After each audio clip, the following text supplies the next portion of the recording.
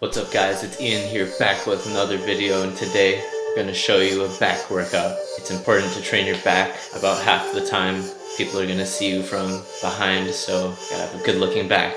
First up is going to be the weighted pull-up with the overhand grip. Cable rows, face pulls, dumbbell curls, lateral raises, rear delt flies, and then some straddle front lever holds. Feel free to follow along or watch the video and try out this workout on your own and let me know down in the comment section below what you think about it. Alright, so before I start these weighted pull-ups, I like to do a few sets of body weight pull-ups to warm up. If you're not doing weighted pull-ups yet, you can warm up with bands or just do a brisk walk to increase your heart rate. Today, I'm going to be doing 4 sets of 6 repetitions of weighted pull-ups with 30 pounds. I'm going to try to increase this weight by 5 pounds each week and see how far I can get.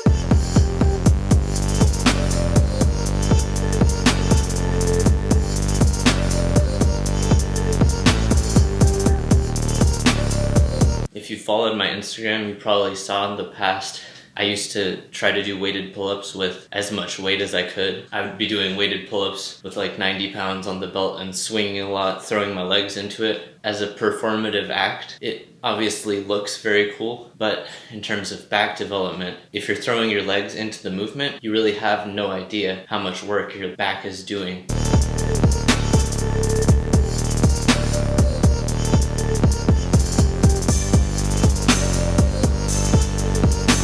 If your goal is to get stronger lats and make more overall progress, focus on avoiding throwing your legs into this movement.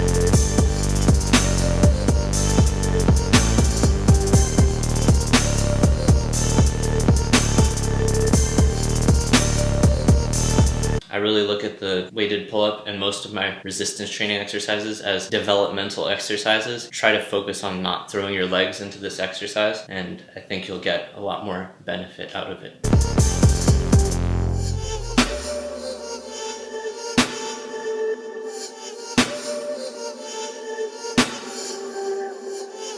Just finished the 4th set of pull-ups. I can feel it. Now it's time for the cable row. When you're doing these rows, try to make sure to keep your shoulder blades depressed. Focus on pulling through your elbows, not through your hands. That's really going to help you feel this more in the back. If you're wondering how to build a pulley system, if you scroll down a little bit, I have a video where I show you how to make pulley system. I also recommend slightly staggering your feet or sitting in a chair when you're doing this exercise, and that's going to really help you maintain balance better. I'm going to do 3 more sets of 12 of this exercise, and then we'll move on to face pulls. Alright, I just finished the 4th set of rows. Now I'm going to take off a bit of weight and change the handle and start these face pulls. Just change the handle. I'm going to get 3 sets of 20 repetitions here on the face pull. When you're doing this exercise, try to keep the elbows at about shoulder level and then pull your hands towards your ears. I like to lead with the thumb and try to have my hands and elbows reach the end of the range of motion at about the same time. I'm going to do 2 more sets of this exercise, and then we're going to move on to the dumbbell curl. The last pointer I want to give on the face pull is that it can be helpful to have the anchor point above eye level. That just means that you're going to be pulling the handle from higher to lower. That's going to help you depress the shoulders as you move towards the end of the range of motion. Next up, we have the dumbbell curl. I'm going to do 4 sets of 15 repetitions on the dumbbell curl. I only have 1 dumbbell, so I'm going to be doing this one hand at a time.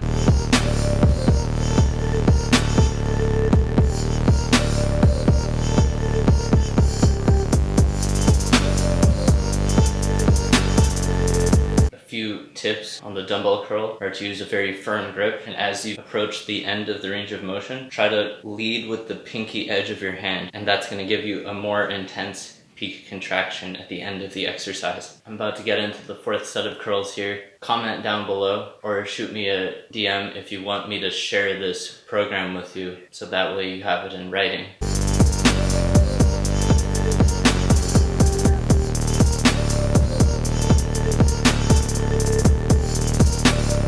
Feel it. It's time for these lateral raises. When I do the lateral raise, I just like to bring the elbows to about shoulder height or a little lower. I find that you get diminishing returns in terms of delt development when you go higher than that, but then you start to use other muscles, which isn't inherently bad. It just depends what you're looking for. I think if I was going to go above shoulder height, I would bring the dumbbells more out to the front of the body, like so.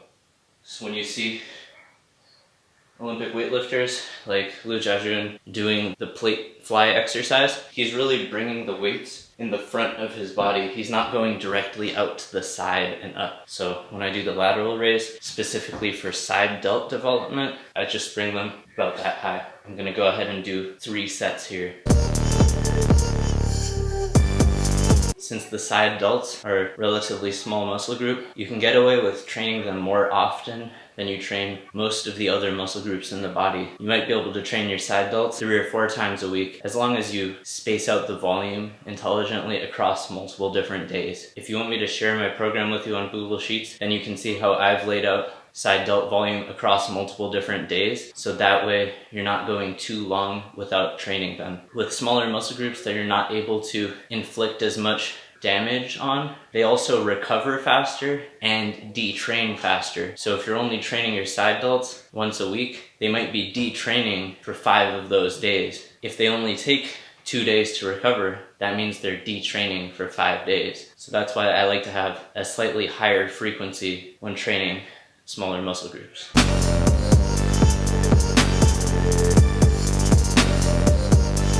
If you're not doing snatch grip upright rows, there's really not that many compound lifts that target the side delt. So that's why it's important to have a pretty high frequency of lateral delt raises and include some type of direct side delt work on multiple days throughout the week. Unlike most of the other muscle groups in the upper body, they're not very effectively hit by commonly performed compound movements. You might be wondering why this camera angle. We're about to do some rear delt flies.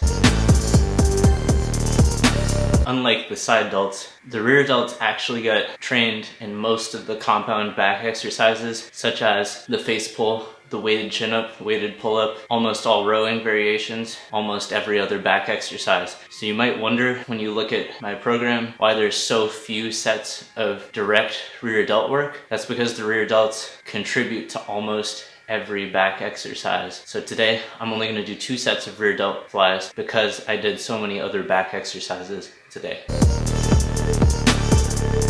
When performing the rear delt fly, I'm basically looking for the same body position that I would have in the stiff-legged deadlift or the bent over row, close to vertical shin position, pulling the hips back, having a neutral or slightly extended spine position. All right, let's get into the last exercise, the straddle front lever hold.